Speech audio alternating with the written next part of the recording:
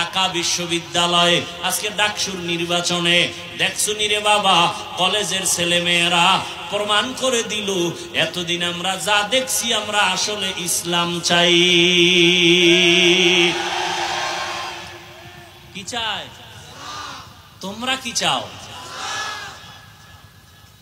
এই জন্য অনুরোধ করি রে যুবক, কোন দল বুঝি না, নেতা বুঝি না, ইসলাম যারা নিয়ে আসবে তারা আমাদের বন্ধু, যারা ইসলামের পক্ষে নাই তারা মুমিনের বন্ধু হতে পারে না।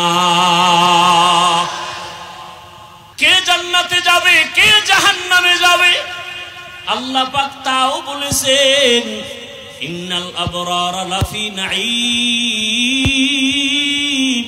ওয়া ইন্নাল ফুজ্জারা লাফি জাহিম। নেক আমলওয়ালারা জান্নাতের পথিক, গুনাহ যারা করবে তারা জাহান্নামের পথিক। বানায় বলতেছি? আচ্ছা বলো তো বাবা, এই বয়ানগুলো আমরা না করলে প্রফেসরেরা করবে, ডাক্তার করবে, নেতা খাতারা করবে।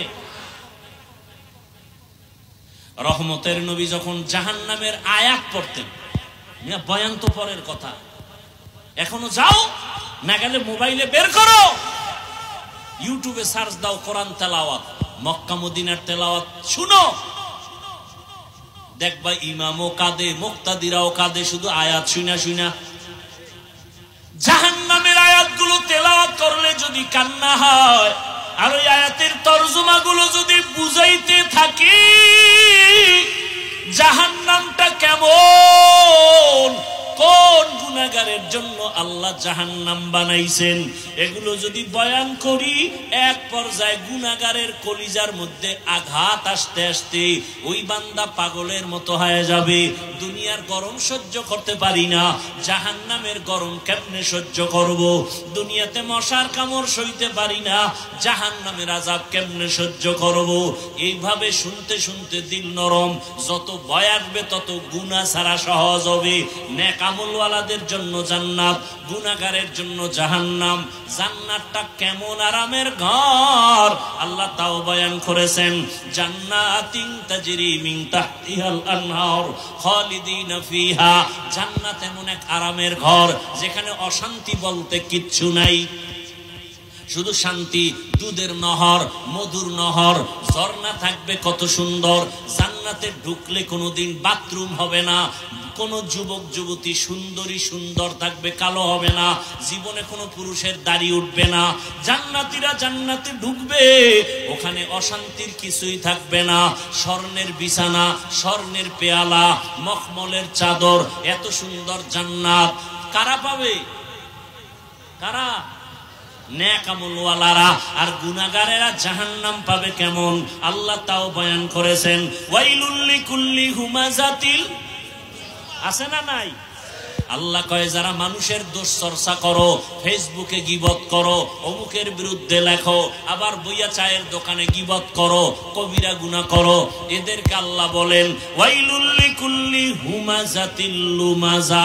ওয়াইল জাহান্নামের একটা স্তরের নাম, ভয়ঙ্কর একটা স্তর জাহান্নামের ওয়াইল। এত মারাত্মক ওয়াইল নামক জাহান্নাম।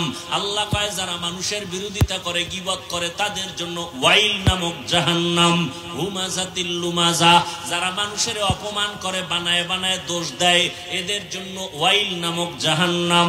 ওয়াইলুল লিকুল্লি হুমাযাতিল লুমাযা। এরপরে কি? আল্লাযী জামাআ মালান ওয়া আদ্দাদা ইয়াহসাবু আন্না মালাহু আখলাদা কাল্লা লা ইউনবাযান্না ফিল হুতামা। আর একটা জাহান্নামের নাম কি? হুতামা। কেমন হুতামা আল্লাহ নিজেই বলে, রাসূল জানেননি। ওয়ামা আদরাকা মাল হুতামা, জাহান্নামটা কেমন হুতামা জানেননি? হুতামা নামক জাহান্নাম আল্লাহ নিজে বলেন নারুল্লাহিল মুকাদা। বাবা বাংলা তরজমা গুলো পইরা পইরা মাঝে মাঝে দেখো, আর আইতাল্লাযী ইউকাযযিবু বিদ্দীন ফাযালিকাল্লাযী ইয়াদউল ইয়াতীম। আবার একদিন সময় পাইলে এরকম ছোট ছোট জাহান্নামের আয়াতের সূরাগুলোর তরজমা পড়ো। আল কারিআতু মাল কারিআ ওয়া মা আদরাকা মাল কারিআ, আছে না নাই?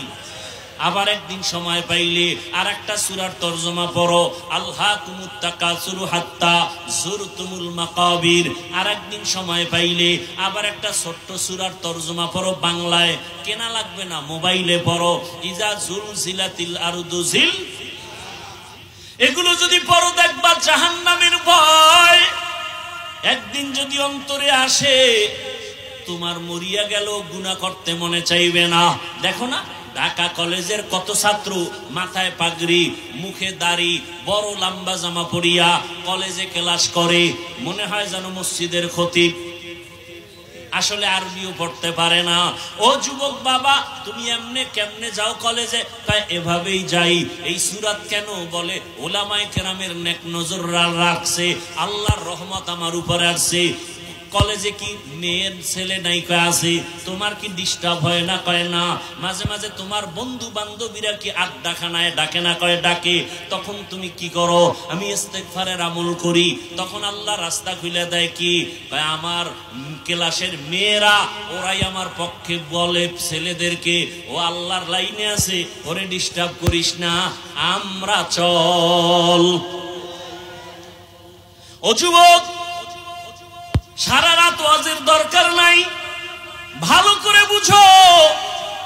আমি সারা বাংলাদেশে বলি, যুবক স্কুল ছাড়বা না, কলেজ ছাড়বা না, লেখাপড়া ছাড়বা না। আমি দোয়া করে যাই, আমার দোয়া কবুল হবে না, তবে এখানে বহু আল্লাহর বান্দা আছে, কারো না কারো আমিন কবুল হবে বলে আশা করি। সবাই যদি আমিন বলে কবুল হবে, ওই দোয়ার নিয়তে বলি, দোয়া করে গেলাম যুবক তোমার জন্য। ডাক্তার হও, ইঞ্জিনিয়ার হও, প্রফেসর হও, তুমি একজন এসপি হও, ডিসি হও, এমপি হও, মন্ত্রী হও, তবে দাবি আমার একটা, বেয়াদব হইও না। তোমার ব্যবহারে কোনোদিন যেন মা বাবা কষ্ট না পায়, তোমার আচরণে কোনোদিন যেন শিক্ষক কষ্ট না পায়, উলামায়ে কেরাম যেন মনে কষ্ট না পায়। কারণ তোমার জীবনের সফলতার জন্য এই তিন ব্যক্তি তোমার মূল চাবি। মা বাবার বরদোয়া লাগলে খোদার কসম মরার আগে তুই পঙ্গু হয়ে যাবি। শিক্ষকের মনে যদি কষ্ট দাও, লেখাপড়ার জগৎ থেকে তুই হারিয়ে যাবি, জ্ঞান কিচ্ছু থাকবে না, বুদ্ধি থাকবে না। উলামায়ে কেরামের সাথে যদি বেয়াদবি করো, চরিত্র জীবনে আর তোর সংশোধন হবে না। বুঝাইয়া বললাম, হেদায়েতের মালিক আমার আল্লাহ। ওরে আবু জাহাল 13 বছর আমার মায়ার নবীকে দেখিয়াও বয়ান শুনিয়াও কালেমা পড়ে না। আর ওমরের মতো বান্দা 27 বছর বয়সে নবীরে জবাই করতে গিয়া কালেমাওয়ালা হয়ে গেল। এমন আল্লাহর ভয়, ওমর এত ভয় পাইয়া ইন্তেকালের কিছুদিন আগে ছেলের নাম আব্দুল্লাহ, আব্দুল্লাহরে ডাইকা কান্না করে, ডাক দিয়া কয়, আব্দুল্লাহ মনে হয় বেশি দিন বাঁচবো না, তবে আমি 2টা দোয়া সব সময় করেছি, আমার মরণটা যেন রসুলের শহরে হয় আর দাফনটা যেন রসুলের পার্শ্বে হয়। কিন্তু আবু বকরও চলে গেছেন, আমার মায়ার নবীও চলে গেছেন। এখন পার্শ্বে তো আয়েশার রুম, আয়েশা যদি অনুমতি না দেয় আমার উপায় নাই, রসুলের পার্শ্বে যেতে পারবো না। কারণ আয়েশার হুজুরা, সেখানে তার স্বামী রসুল আছেন, তার বাবা আবু বকর। আয়েশা যদি অনুমতি না দেয় আমি রসুলের পাশে যেতে পারবো না। কিন্তু আমার মনে চায়, আমি যেই রসুলের মায়া, যেই রসুলের মোহাব্বত ছাড়া 1 সেকেন্ড আমি বাঁচতে পারতাম না। মায়ার নবীও আমাকে ছাড়া কোথাও যাইতেন না। এক পার্শ্বে আবু বকর, আর এক পার্শ্বে আমি ওমর। পরামর্শ আমার ছাড়া ওমর আবু বকর ছাড়া করতেন না। ওই নবীরে ছাড়া আমি কবরে গিয়া থাকবো কিভাবে? আব্দুল্লাহ আমার মনের ব্যথাটা আম্মাজানকে একটু বল। আম্মাজান কি জবাব দেয় আমাকে এসে শোনা।